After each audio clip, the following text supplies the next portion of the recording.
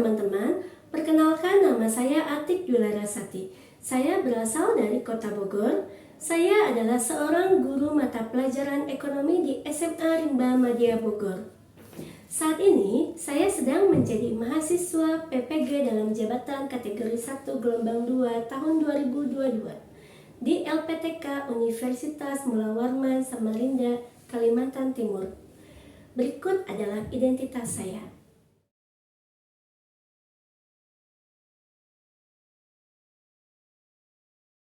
Baik teman-teman, pada kesempatan kali ini saya akan menyampaikan video praktik pembelajaran saya. Video praktik pembelajaran saya ini saya laksanakan di kelas 10 MIPA SMA Rimba Madya Bogor dengan materi Bank Sentral, Sistem Pembayaran, dan Alat Pembayaran dalam Perekonomian di Indonesia dengan penggunaan metode PBL. Video pembelajaran ini saya lakukan untuk pemenuhan tugas uji kompetensi kinerja mahasiswa PPG dalam jabatan kategori 1 gelombang 2 tahun 2022 di LPTK Universitas Mula Warman Samarinda, Kalimantan Timur. Berikut adalah kartu peserta saya.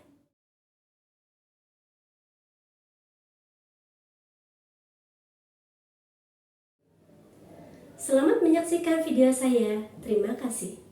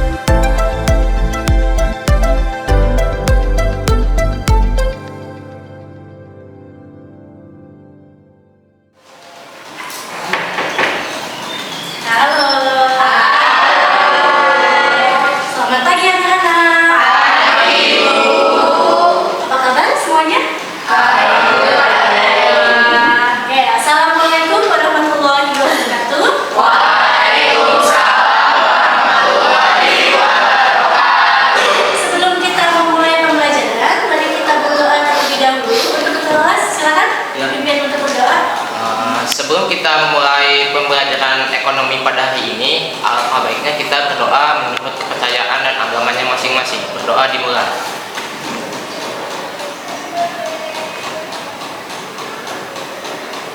Berdoa selesai, beri salam.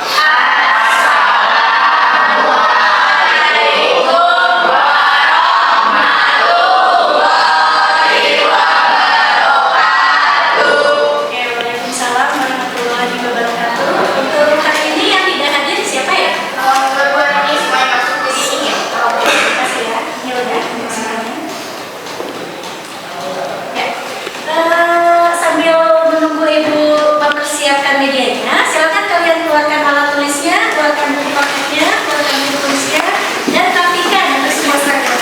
Ya.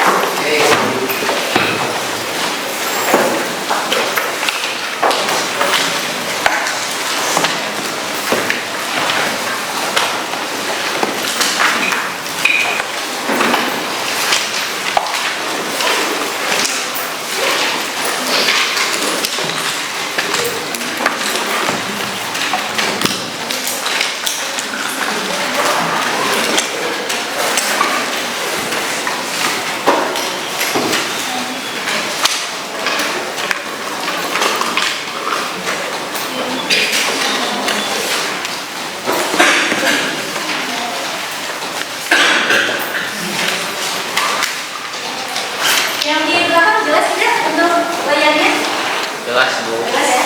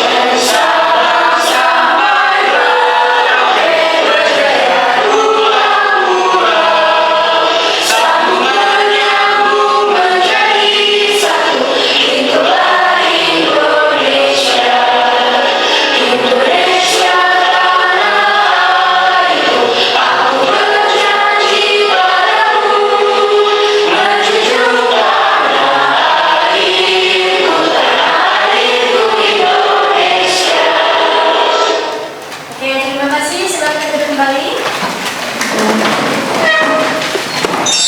Selanjutnya, di sini ada gambar rumah dan ada gambar apa ini? Apa itu? Ibu ingin mencari tahu terlebih dahulu nih. Minggu lalu kalian masih ingat tidak apa yang ibu sampaikan? Nah, coba dari gambar ini ada yang bisa menebak nggak kira-kira gambar apa? Iya, silakan David. Jadi Itu gambar Bank Indonesia. Bank Indonesia, betul tidak? Betul. Oke. Apa yang kamu tahu tentang Bank Indonesia? Bank Indonesia adalah bank sentral Indonesia. Tujuan pegawai Bank Indonesia adalah mencapai dan memelihara nilai kestabilan uang. Oke, berarti tadi Bank Indonesia adalah bank sentral Indonesia. Artinya posisinya ada di atasnya semua bank-bank umum. Nah, tugasnya apa? Tugasnya tadi menstabilkan nilai rupiah. Artinya Bank Indonesia di sini punya tugas mencetak yang namanya uang rupiah. Oleh karena itu hari ini kita akan membahas tentang, ada yang tahu kira-kira apa? Alat pembayaran. Contoh alat pembayaran yang kita pakai sehari-hari apa?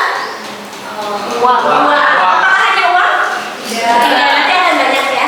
Oke, sekarang untuk hari ini, nah sebelum kita lanjut ke alat pembayaran, ibu tampilkan sebuah tulisannya yaitu resesi.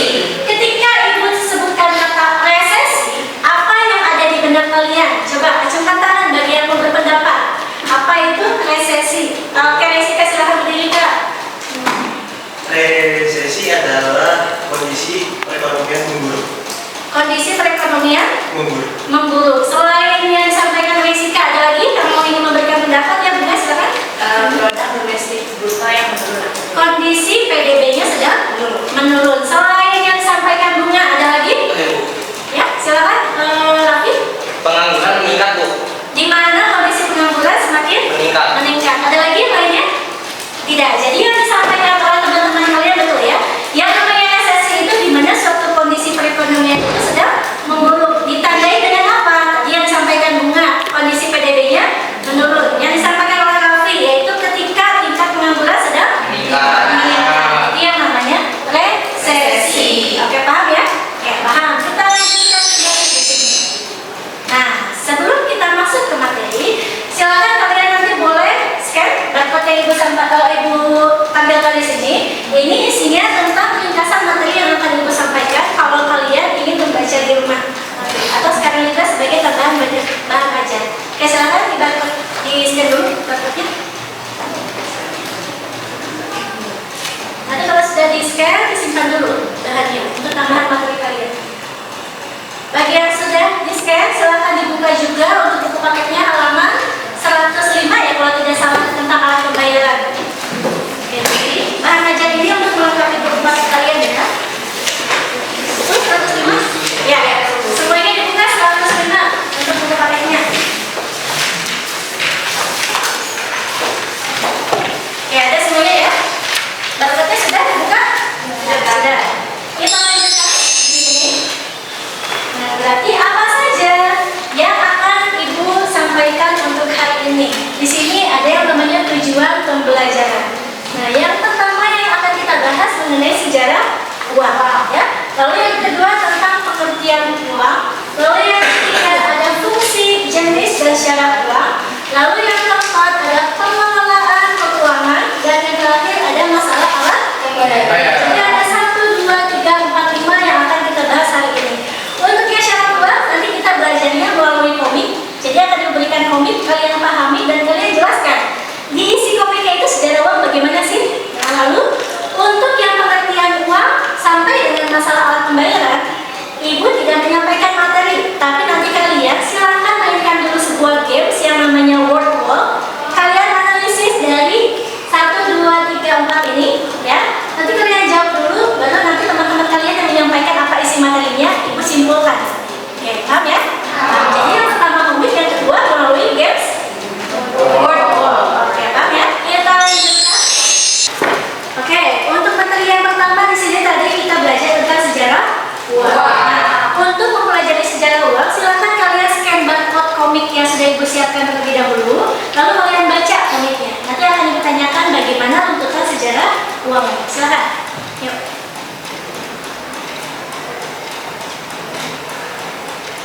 Oke,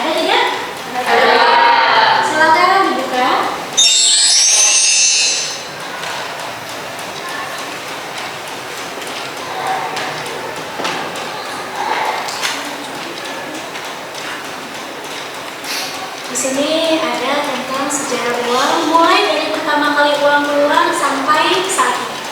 Apa saja? Dibaca baik-baik komiknya, urutannya bagaimana saja. Oke, sudah ya? Oke, ya. Coba ada yang tahu tidak nih dari sejarah munculnya pertama kali uang? Oke, ada silakan. Sejarah uang diawali dari munculnya sebuah sistem yang masih tradisional yang disebut dengan barter. Barter itu apa? Barter itu apa?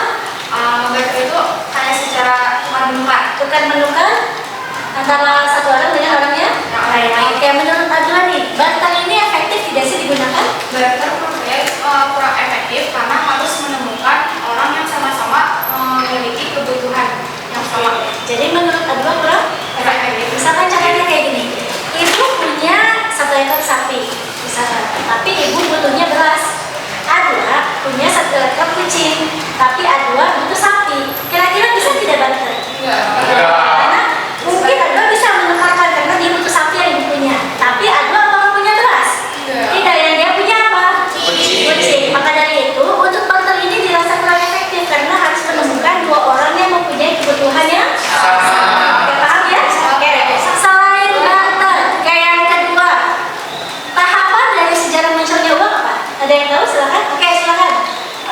Uang barang seperti perhiasan, terus senjata dan lain-lain. Kata Hanum nih Bu, yang kedua ini adalah uang barang. Contoh uang barang tadi disampaikan oleh Hanum ada perhiasan dan lain sebagainya. Menurut Hanum efektif tidak? Tidak, karena ada salah satu orang yang merasa dirugikan. Karena misalnya aja nih Bu, 1 gram emas ditukar dengan 1 ekor ayam. Oke, misalkan Ibu 1 gram emas ditukar dengan 1 ekor ayam, adil tidak? Tidak. Kalau tidak adil berarti efektif tidak? Tidak. Yang pertama tadi barter kurang efektif, pindah ke uang barang. Ya, setelah uang barang, lalu yang ketiga sejarah uang. Ada yang tahu tidak apa nih dari komik yang sedang kalian baca? Setelah uang barang muncullah uang. Ya, silakan Kirata berdiri. Setelah itu muncul Bank Indonesia yang akan mencetak uang logam.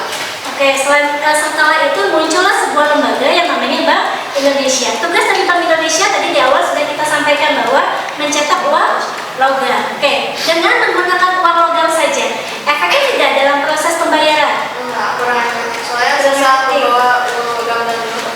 Oke, dirasa kurang efektif. Misalkan kita mau membeli mobil Lamborghini, bawa uang logam, berarti kita pembeliannya.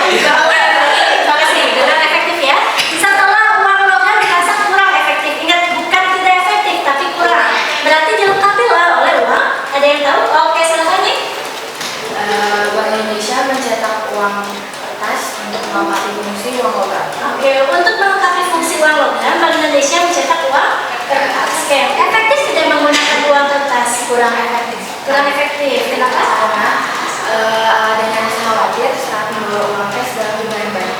Oke, terima kasih. Jadi tadi kata temanmu itu, Bu, dengan dilengkapi uang kertas juga terasa kurang efektif, Bu. Karena apa? Dengan membawa uang dengan nominal yang banyak, itu rasa keamanan kita itu terancam ya. Oleh karena itu sekarang muncullah yang dinamakan dengan, ada yang tahu yang terakhir setelah uang kertas? Ya, silakan Anissa. Setelah munculnya uang kertas, muncullah bank-bank umum yang mencetak uang nominal. Ya. Cek, giro, kemudian ada kartu debit, kredit, dan lain sebagainya. Oke, tadi munculnya uang gila. Untuk uang gila ini sekarang sudah efektif belum kira-kira? Dirasa sudah efektif karena mempermudah proses pembayaran. Oke, terima kasih ya. Jadi sekarang kita simpulkan ya. Untuk sejarah uang ini tadi yang pertama kali adalah apa? Uang barang. Yang keempat, tas. Yang kelima, Uang gila. Yakin? Oke, mulai. Barter, uang, uang logam, uang kertas, uang gila. Oke, jadi paham untuk sejarah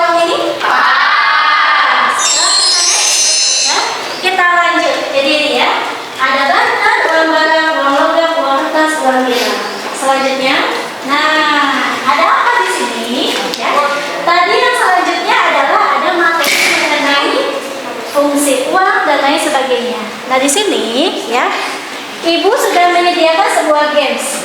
Nah, kalian silakan di-scan dulu barcode-nya untuk gamesnya. Yuk, semuanya di-scan. Di sini nama gamesnya ada yang tahu tidak apa? Word wall. Jadi, word wall ini sudah di-scan? Ya, silakan. Usahakan semuanya ada kuota ya. Kalau nggak ada saling tethering.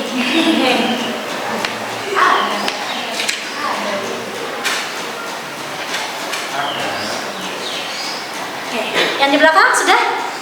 Sudah. Nah, cara bermainnya bagaimana di sini? Nah, ada sebuah permainan namanya adalah word law. Cara bermainnya seperti Pac-Man. Nanti semuanya perhatikan dulu ke depan sebentar ya. Di tengah ini ada sebuah astronot dan di bawah itu ada beberapa pertanyaan. Ya, Ibu sudah menyiapkan ada kalau tidak salah di situ 6 pertanyaan. Nah, cara kalian untuk memainkannya yaitu arahkan astronot ini ke jawaban kalian. Nanti kalian arahkan kemana? Cuman tantangannya di sini adalah di sini ada monster-monster yang mengejar kalian, ya. Nah, ketika kalian ditangkap monster artinya kalian mati. Tapi di sini kalian diberikan nyawa 3 dan diberikan waktunya selama 3 menit.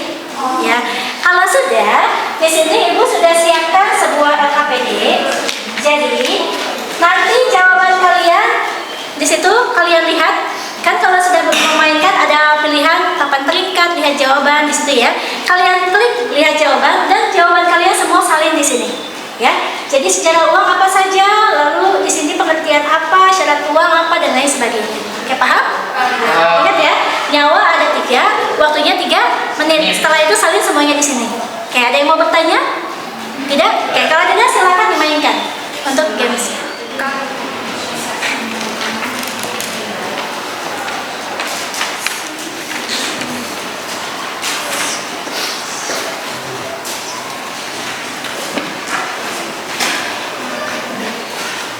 Belum.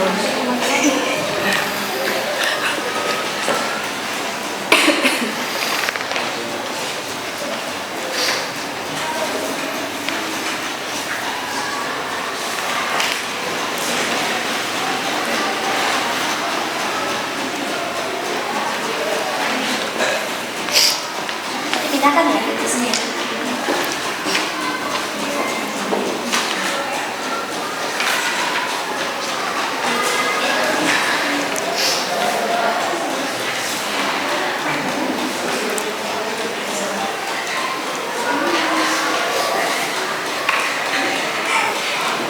Bisa bermainnya? Bisa, Bu. Bisa ya, hati-hati dengan monsternya.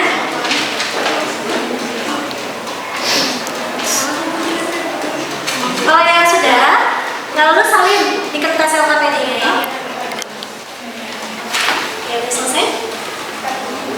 Oke, kalau nanti sudah selesai, silahkan kalian isi LKPD-nya. Di sini ada 8 poin yang nanti akan kita bahas ya. Yang pertama, sejarah. Yang pertama adalah sejarah. Yang kedua adalah tentang pengertian. Yang ketiga adalah syarat uang. Yang keempat adalah fungsi uang. Lalu yang kelima adalah ini fungsi asli, yang ini fungsi tunai. Yang keenam adalah jenis uang. Yang ketujuh adalah pengelolaan uang rupiah. Dan yang terakhir yang akan kalian nanti salin dalam LKPD kalian yaitu tentang unsur pengamanan uang.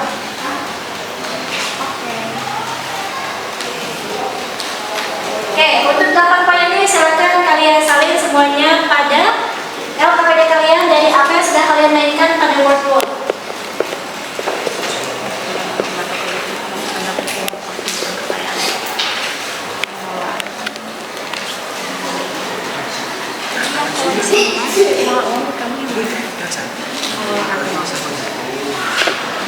Jadi pengamanan itu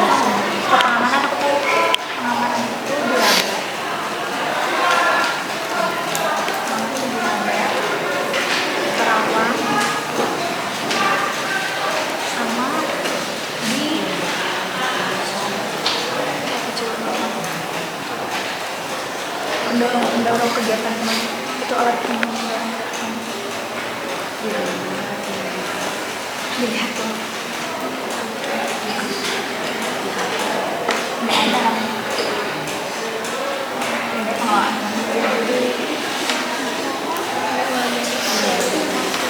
ini dua aja.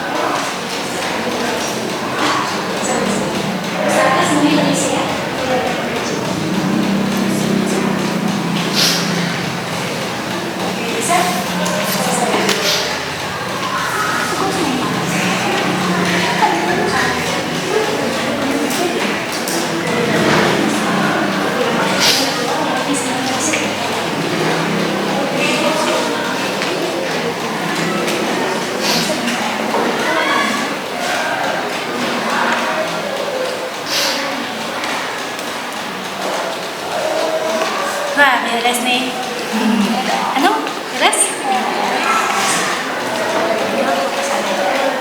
Oke, udah dulu semuanya? Belum, ya dipercepat.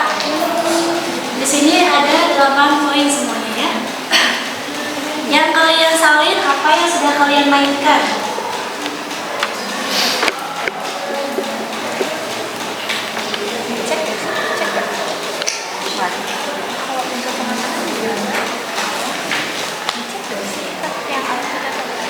pokoknya 3 itu lihat drama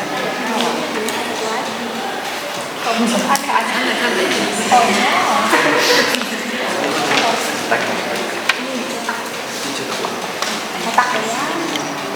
3.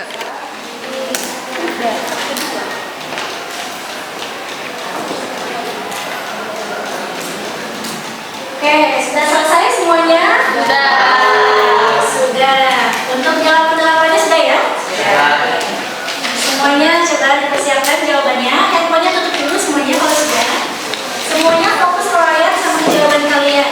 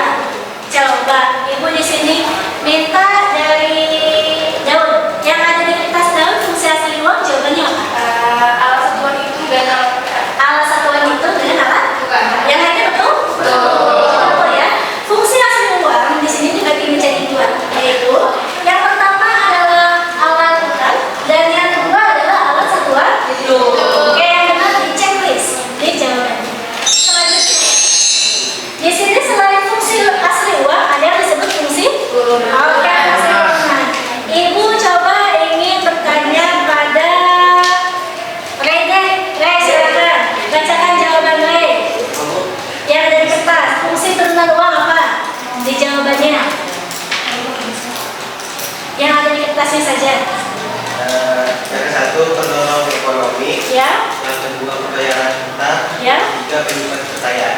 Oke, pendorong ekonomi, penyimpan kekayaan, sama yang terakhir pencicil.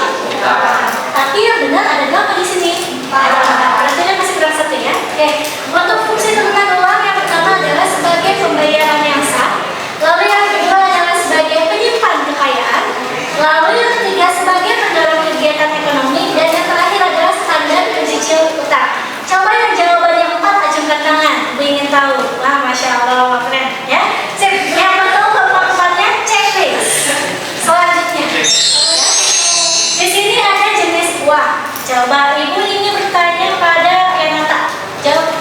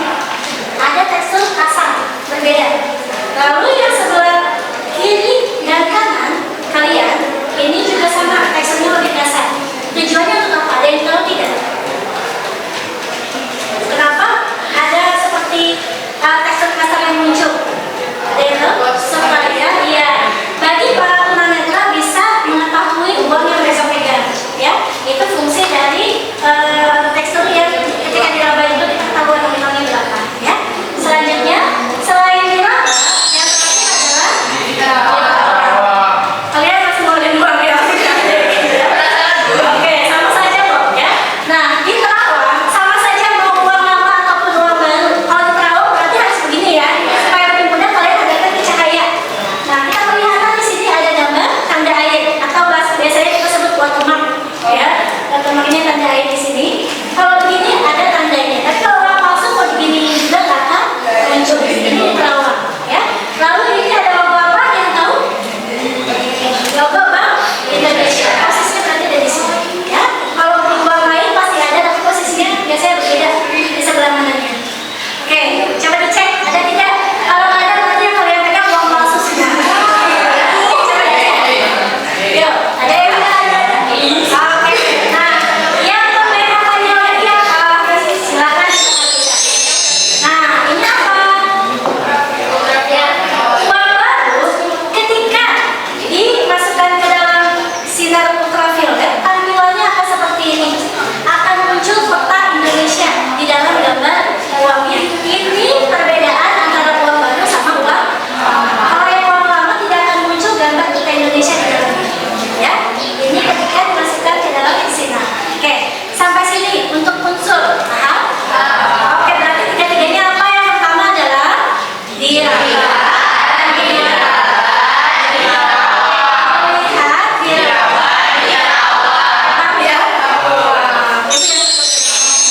Nah, ada apa sekarang? Oke, silakan semuanya uangnya masukkan ke dalam dompetnya masing-masing. Ya. Kita lihat akan ada sebuah video di sini kaitannya dengan alat pembayaran. Dan nanti akan ditanyakan dari tanggapan kalian. Oke, bisa diperhatikan ya, semuanya lihat di sini. Kita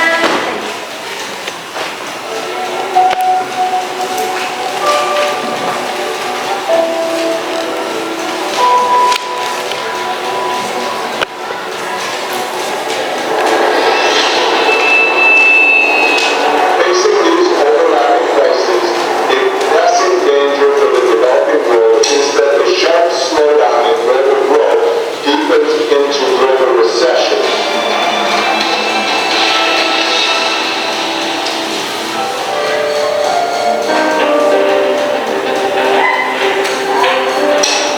Resesi merupakan siklus ekonomi yang selalu terjadi. Masih sedang dalam ingatan berbagai negara, termasuk Indonesia, bahkan Jerman masuk ke dalam jurang resesi pada tahun 2020 karena pandemi COVID-19.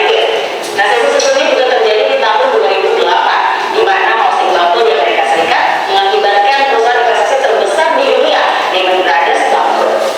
Asia Tenggara sendiri pernah mengalami keterpurukan ekonomi yang dimulai dari Thailand dan merembet ke Indonesia pada tahun 1997 sampai dengan 1999. Dan saat ini dunia juga tengah waspada. Hal ini dipicu dengan adanya perang antara Rusia dan Ukraina hingga pengetatan kebijakan moneter oleh Bank Sentral Amerika Serikat atau The Fed yang membuat jurang resesi semakin nyata. Resesi ekonomi terjadi saat suatu negara mengalami penurunan angka produk domestik bruto selama lebih dari 2 kuartal dalam setahun, mengakibatkan pertumbuhan ekonomi negatif. Resesi dapat menyebabkan penurunan profit perusahaan, peningkatan pengangguran, melemahnya daya beli masyarakat, dan bahkan kebangkrutan ekonomi. Facing these overlapping crises, a pressing danger for the developing world is that the sharp slowdown in global growth deepens into global recession, as the World Bank discussed in the September report. Bank Dunia telah memproyeksikan banyak negara akan jatuh ke jurang resesi pada tahun 2023 karena suku bunga acuan bank sentral di sejumlah negara semakin tinggi. Bank sentral di sejumlah negara memang terus-menerus menaikkan suku bunga acuan demi meredam lonjakan inflasi. Kenaikan suku bunga acuan akan menghambat proses pemulihan ekonomi global. Maka dari itu, Bank Dunia memprediksi ekonomi dunia melambat menjadi 0,5% pada 2023 mendatang. Situasi tersebut diyakini akan sangat mengganggu emerging markets dan negara berkembang. Sebelumnya, IMF juga memberikan ramalan buruk soal ekonomi global. IMF dalam outlook terbarunya pada Juli 2022 menyebutkan dunia semakin mendekati jurang resesi. IMF bahkan merevisi ke bawah pertumbuhan ekonomi dunia 0,4 poin menjadi 3,2% pada tahun 2022 ini dan 2,9% di 2023. ADB juga turut menurunkan proyeksinya untuk negara berkembang di Asia. Dalam laporan terbarunya, ADB menurunkan proyeksi pertumbuhan dari 5,2% menjadi 4,3% pada 2022 dan 4,9% pada 2023 setelah sebelumnya diprediksi berada di 5,3%. Ancaman resesi semakin sulit dihindari. Dalam laporan Global Economic Prospect June 2022, Bank Dunia menjelaskan tekanan inflasi yang begitu tinggi di banyak negara tak sejalan dengan pertumbuhan ekonomi.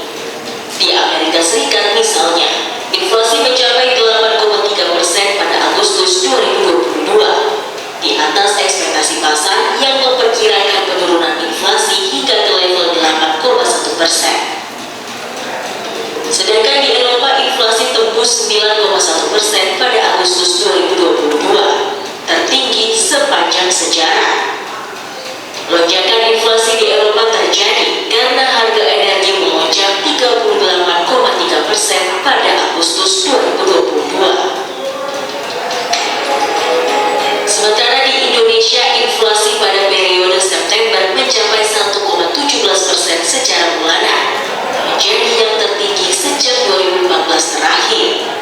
Dengan demikian, inflasi secara tahunan menembus 5,95%. Secara lebih rinci, inflasi yang melonjak ini didorong oleh kenaikan harga BBM, antara lain Pertalite, Solar, dan Pertamax pada awal September lalu oleh pemerintah. Adapun inflasi yang super tinggi masih terus menghantui sejumlah negara di dunia. Keadaan ini sendiri disebabkan beberapa hal, yakni pemulihan ekonomi global pasca pandemi COVID-19 dan juga perang yang sedang berlangsung antara Rusia dan Ukraina. Akibatnya, beberapa negara bahkan mencatatkan inflasi hingga di atas 100% secara tahunan. Selain resesi, Bank Dunia meminta negara-negara mewaspadai risiko stagflasi yang mungkin akan terjadi. Stagflasi adalah kondisi inflasi dan kontraksi yang terjadi secara bersamaan. Inflasi yang dimaksudkan melonjak dengan pertumbuhan ekonomi menurun dan meningkatnya angka pengangguran. Umumnya stagflasi terjadi saat resesi ekonomi. Presiden Bank Dunia David Malpass meyakini resiko resesi di Eropa meningkat sejalan dengan perlambatan ekonomi di China. Dalam laporan Bank Dunia yang bertajuk Poverty and Shared Prosperity, disebutkan aksi memerangi kemiskinan di dunia mengalami perlambatan sejak 2015 lalu. Bahkan ada 70 juta orang tambahan yang masuk ke dalam kategori kemiskinan ekstrim sebelum pandemi COVID-19 menyerang. Laporan tersebut menunjukkan penurunan 4% pendapatan rata-rata global, di mana hal ini merupakan penurunan pertama kalinya sejak 1990 silam. The developing world is facing an extremely challenging near-term outlook shaped by sharply higher food, fertilizer, and energy prices, rising interest rates and credit spreads, currency depreciation, and capital outflows. Under current policies, global energy production may take years to diversify away from Russia, prolonging the stagflation risk that was discussed in the World Bank's Global Economic Prospects Report from June 2022. Beberapa aspek utama yang menjadi tantangan negara berkembang, salah satunya Indonesia, antara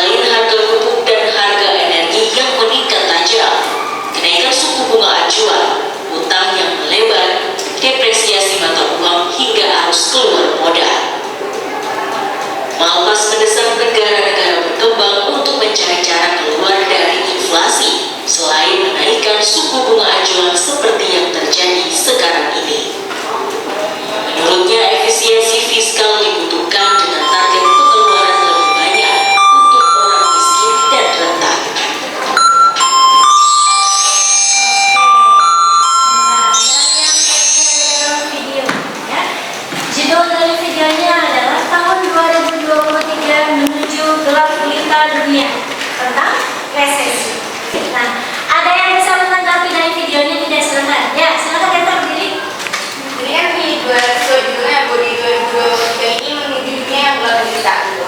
Jadi pengertiannya resesi ekonomi itu kayak siklus perekonomian yang cukup sering terjadi di beberapa negara, contohnya seperti Amerika Serikat dan juga negara-negara di Asia Tenggara, mulai dari Thailand sampai ke Indonesia tuh tahun 1997 sampai 1999. Nah, kenapa sih resesi itu bisa terjadi? Jadi kan di tahun 2020 itu kan sempat ada pandemi COVID-19 tuh. Nah, dan juga di 2023 ini ada terjadinya perang antara Ukraina dan juga Rusia yang membuat pengetatan kebijakan moneter di Bank Sentral Amerika Serikat yang membuat jurang resesi itu semakin nyata dan juga terlihat. Oke, terima kasih ya Deta ya. Oke, misalnya dari apa yang disampaikan Deta disimpulkan tadi ada 2 poin. Resesi ini itu diawali dari adanya COVID, yang dipicu juga karena adanya perang antara Rusia dan Ukraina. Oke, ada yang tahu tidak nih cara menyelesaikan masalah resesi ini kira-kira bagaimana? Oke, Kesha silakan begini. Jadi untuk mendapatkan solusi dalam mengatasi resesi, kita harus tahu penyebab dan dampaknya terlebih dahulu. Oke, jadi kita harus tahu dulu antara penyebab dan dampaknya. Terima kasih. Oke, oleh karena itu, untuk hari ini akan kalian nanti bahas per kelompok di sini mengenai penyebabnya apa, dampaknya apa, dan solusinya. Penyebab apa? Penyebab dari resesinya, dampak dari resesinya dengan solusi untuk mengatasi resesinya. Kelompok 1 penyebab, kelompok 2 ini ya dampak, dan yang kelompok 3 adalah solusi. Untuk kelompoknya sudah ibu bagi-bagi di awal ya. Nah, sekarang akan ibu bagikan dulu tahu KPD-nya. Ini untuk yang kelompok 2, ini untuk kelompok 1, dan ini kelompok 3. Silakan dipelajari KPD-nya. Nah, di sini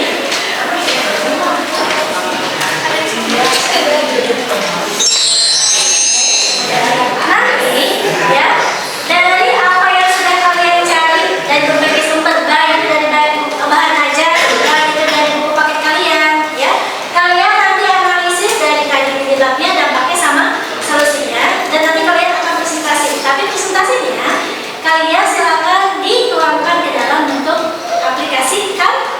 Jadi di sini tampilannya adalah tampilan Canva. Aku pengen tahu kalau kalian bisa ngasih kode Canva nih. Saya bisa. Ya, sebentar mungkin bisa.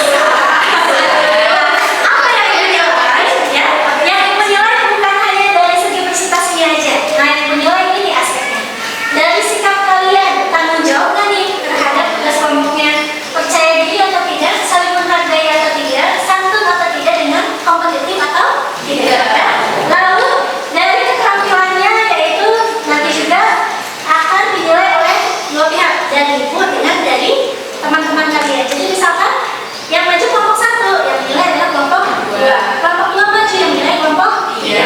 Kelompok 3 maju, berarti yang nilai siapa? Kelompok 1. Untuk jumlah penilaiannya ada di paling belakang KPD kalian. Ya, oke. Yang dinilai adalah ininya, ketepatan diskusinya, pelatihannya, keaktifannya dengan kepercayaan diri. Dan yang terakhir nanti di akhir sekali akan ada evaluasi. Evaluasinya bukan kelompok, tapi pribadi dalam bentuk sebuah games, namanya adalah nanti yang bisa menjawab akan mendapatkan sebuah reward dari itu. Jadi ketika teman-teman kalian sedang presentasi, simak materinya baik-baik. Oke, ada yang mau ditanyakan? Oke, kalau tidak silakan dikerjakan, buka semua laptopnya pakai menggunakan aplikasi Canva ya. Silakan.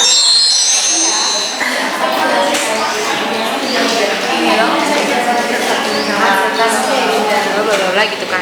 Sering dong sakit itu dijelasin kan. Setelah ada yang nanya. Bener nggak sih? Saya seperti yang ini doang. Iya. Ya kan. Yang siapkan dana darurat, tapi itu berinvestasi.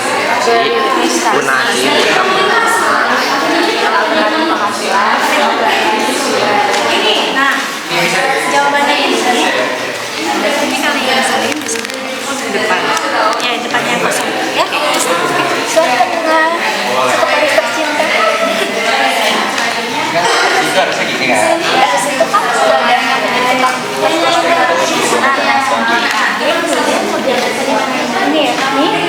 Di belakang ada jawaban. Ini tulis nak, Ya. yang dari slide 1. Dampak dari adanya Yang mana? Ini ya.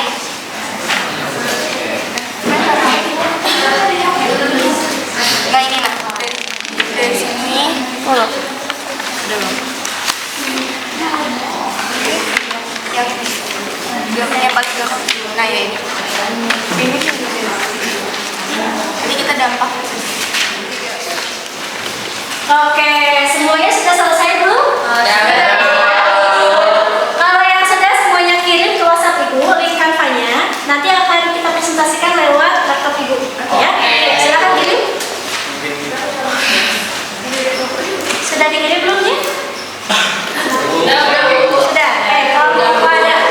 Kelompok 1 sudah, kelompok 2 sudah, kelompok 3 sudah. Oke, sudah siap ya untuk presentasi ya? Siap. Nanti ketika ada presentasi boleh ditanggapi satu penanya dari kelompok lain. Oke, dan nanti jangan lupa kelompok 1 dinilai oleh kelompok 2, 2 dinilai 3, 3 dinilai oleh 1. Maksimal poinnya adalah 4, minimal poinnya adalah 1. Ya. Sekarang silakan untuk kelompok 1 maju ke depan. Ya, berikan tepuk tangan untuk kelompok 1. Yang megang siapa ini? Siapa? Sebelah sana. Daniel. Cari yang ini aja. Ini next, ini deh. Next ya, Bang. Ya, silakan. Udah dicoba. Saya tadi yang mana? Ya, semuanya perhatikan ya. Kalau ada pertanyaan, tulis dulu. Biasakan coba Bunga, Hanum, David, Daniel. Oke. Perkenalkan kami dari kelompok 1. Saya Najwa Mardian. Saya Bunga Lestari. Saya Pratista. Saya Linda Mina. Saya Daniel. Kami di sini akan mempresentasikan penyebab resesi.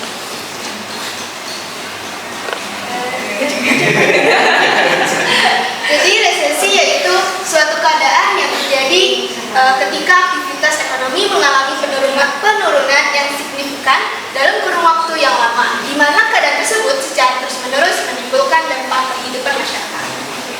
Lalu setelah itu ada penyebab dari resesi.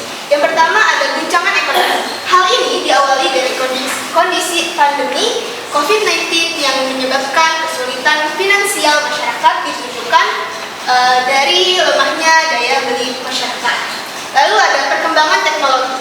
Dengan adanya resolusi industri seperti berkembangnya kecerdasan buatan yang akan banyak menggantikan pekerjaan yang sebelum dikerjakan oleh manusia, sehingga hal ini berpotensi mengakibatkan banyak orang yang menganggur. Lalu ada inflasi. Dari berkelanjutan pandemi COVID-19 yang mempengaruhi angka inflasi akibat harga sejumlah komoditas ekonomi bahan baku yang melambung tinggi. Lalu suku bunga tinggi. Inflasi yang melambung tinggi akan mendorong bank sentral untuk melakukan kenaikan pada suku bunga. Sekian dari kami. Ada yang ingin bertanya? Silakan yang mau bertanya angkat tangan. Ya, silakan berdiri. Perkenalkan dirinya dari Perkenalkan, nama saya Ida Fatona dari kelompok 2. Di sini saya mau bertanya dari semua penyebab resesi tahun 2023 yang tadi disampaikan, yaitu guncangan ekonomi, perkembangan teknologi, inflasi, dan tingginya suku bunga. Kapan tepatnya terjadi semua itu? Kami sering berdiskusi ya. Ya, terima kasih Ida sudah bertanya. Oke, Saya akan jawab itu dan silakan.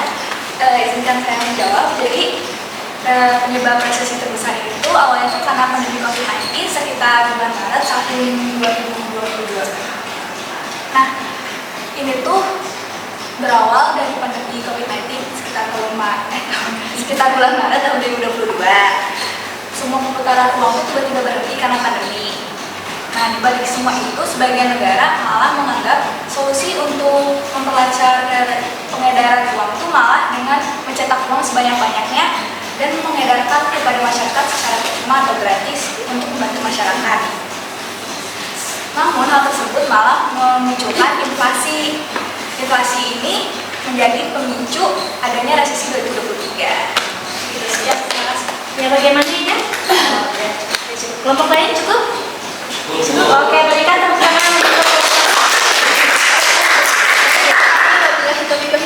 Wassalamualaikum warahmatullahi wabarakatuh. Waalaikumsalam warahmatullahi wabarakatuh. Oke, untuk kelompok 2 jangan lupa beri penilaian bagi kelompok 1. Minimal 1, maksimal 4. Ya. Selanjutnya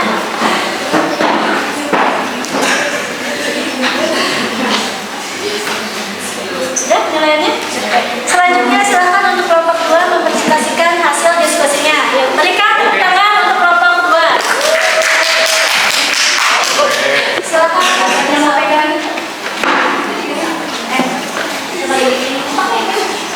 Yang bawah, next ini back, ini rasa.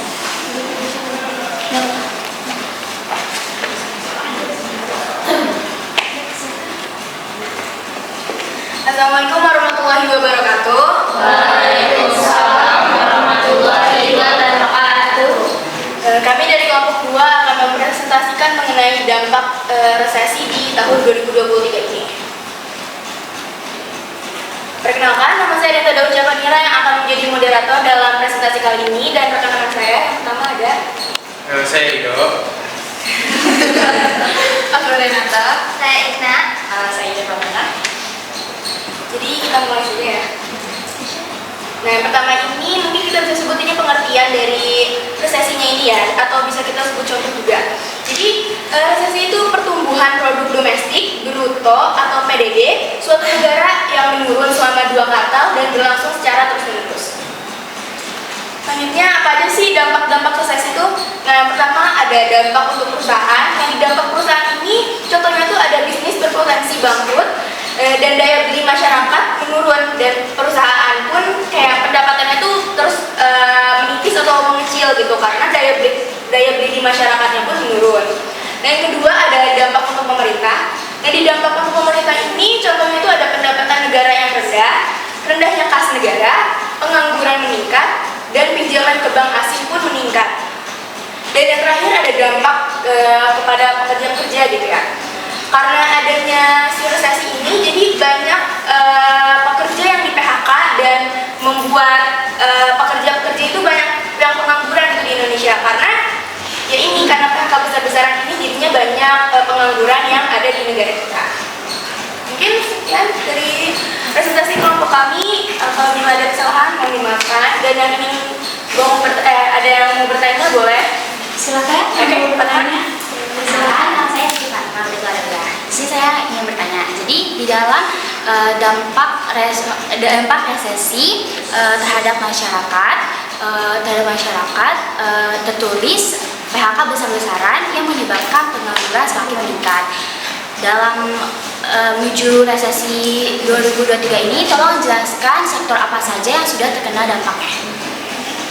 Baik, terima kasih Pak Fatma atas pertanyaannya. Mungkin kita mau diskusi sebentar dulu ya, dan nyampe semuanya. Silakan.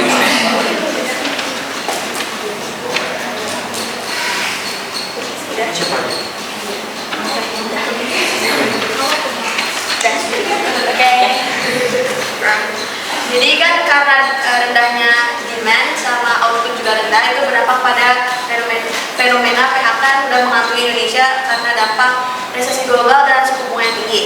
Nah, sektor yang paling rentan terkena PHK itu tuh sektor manufaktur sama startup. Contohnya jadi IT, mereka tuh PHK 200 karyawan pada Desember 2022 lalu. Terus mereka berencana untuk melakukan penutupan permanen pada 31 Maret 2023. Nah, terus yang kedua ada Shopee Indonesia, mereka PHK 147 karyawan pada September 2022 lalu. Terus yang terakhir ada Secepat, mereka PHK 360 karyawan di akhir 2022 lalu. Jadi jawabannya 3 ya, startup, Shopee, satu lagi Secepat. Itu yang kena dampak dari resesi adanya PHK besar. Bagaimana Siti Fatma? Oke. Ada lagi yang mau menambahkan?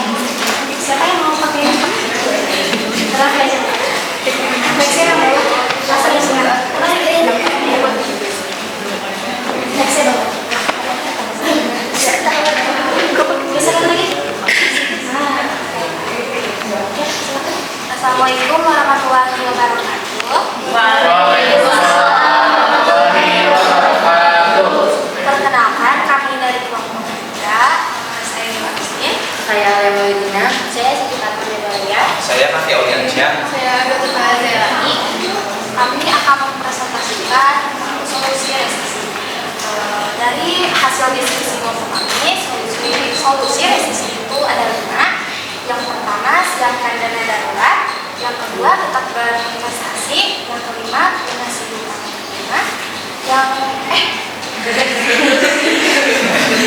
Terus cari alternatif penghasilan, pelajari skill.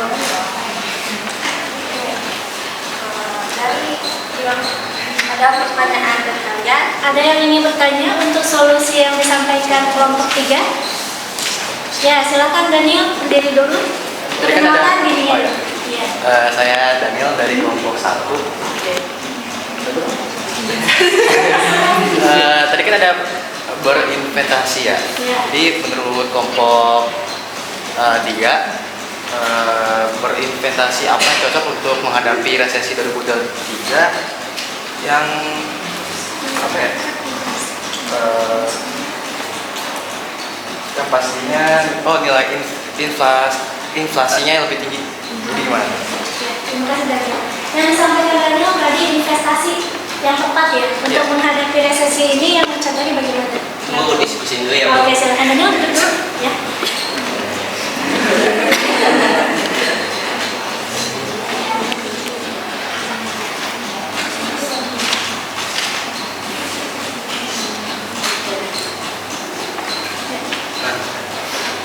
Jadi jika kita berinvestasi dengan hanya menabung di bank atau di celengan, maka kita akan terkena dampak negatif dari inflasi itu sendiri.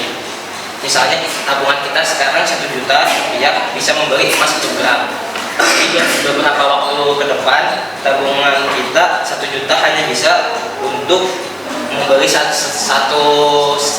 gram emas saja.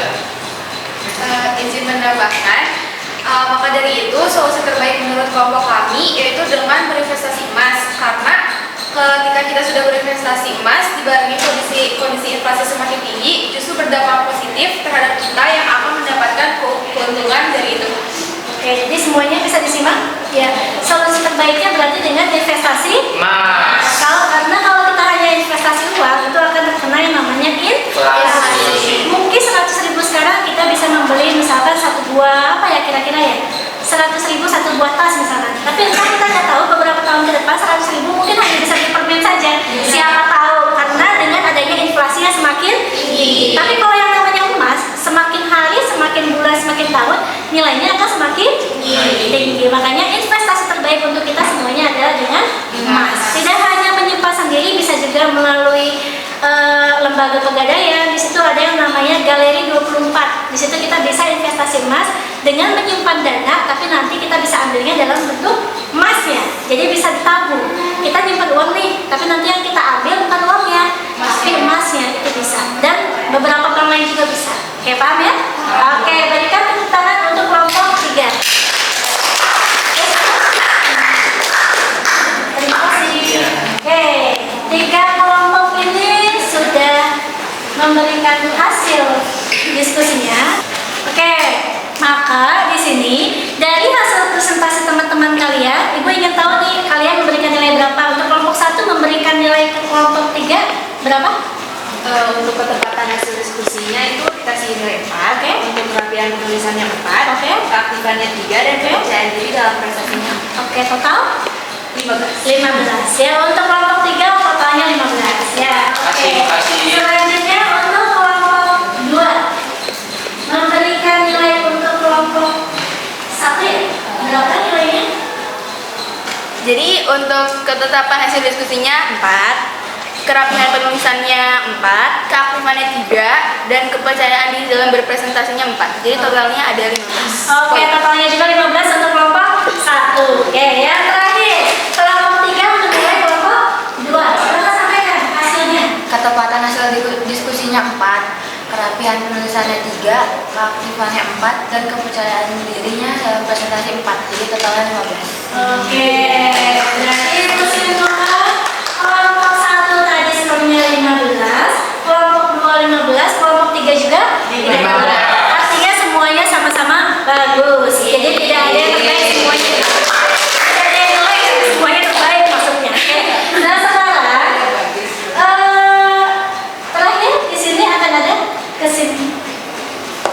Oh iya, sorry, belum dikeluarkan ya.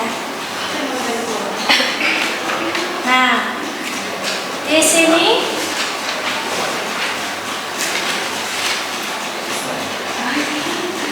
nanti LKPD-nya semuanya dikumpulkan ya. Jawab aja sambil dikumpulkan, sambil menunggu ibu tampilkan ini. Yuk, LKPD-nya kumpulkan ya. Sudah ya. Kasih ya. Ya.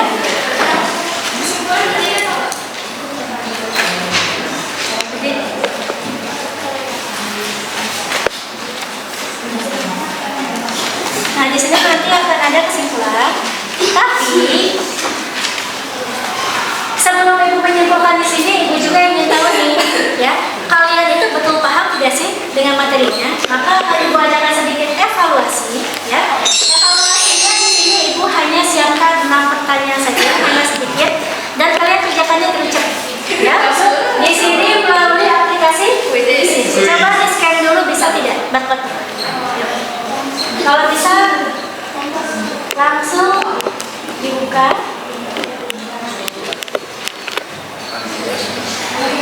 Bisa? Bisa ya? Oke, yang belum bisa ibu share linknya.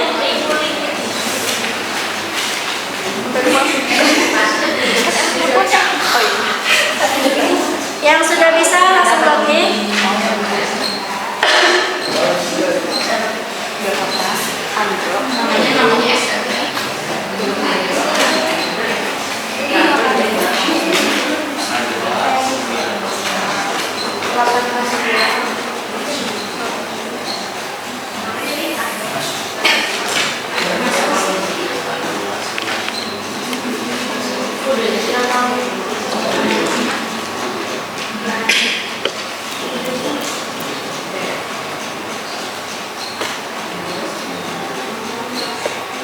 Ya, semuanya bisa ya?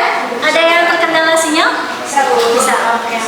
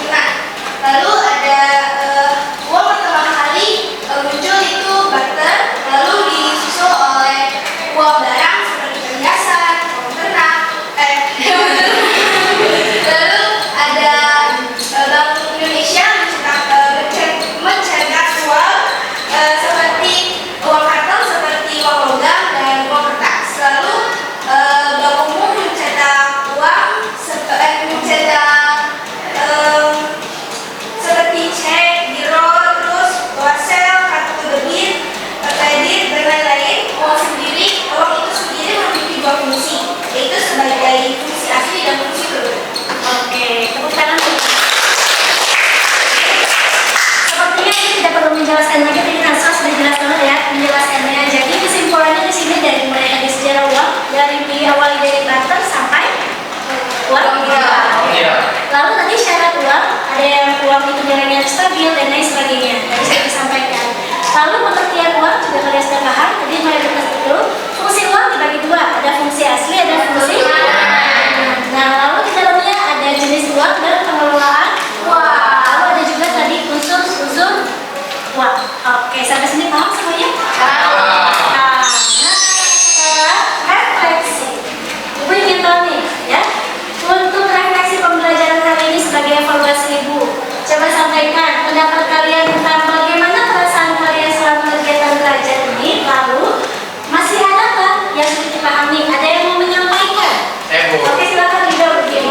Yang pertama dong, bagaimana perasaan kita selama pembelajaran dengan Ibu di pelajaran ekonomi?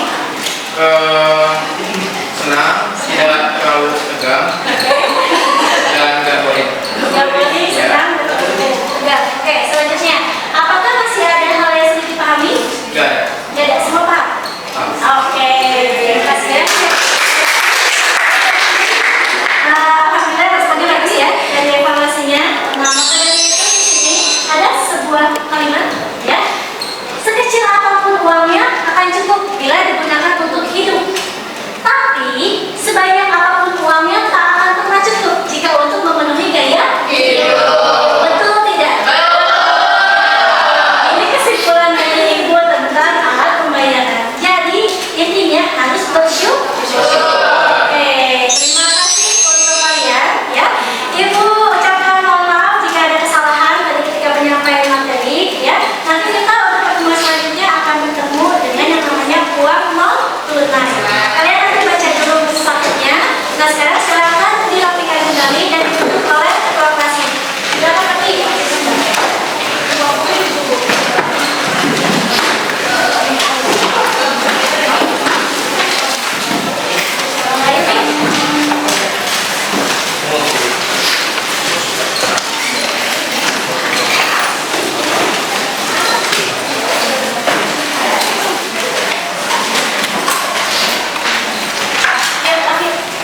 Sebelum mengakhiri pelajaran pada hari ini materi kita berdoa menurut agama dan kepercayaan masing-masing. Doa dimulai.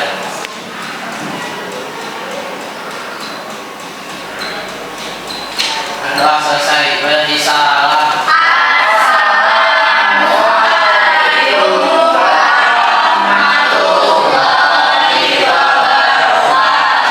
Waalaikumsalam warahmatullahi wabarakatuh. Terima kasih ya untuk semuanya ya.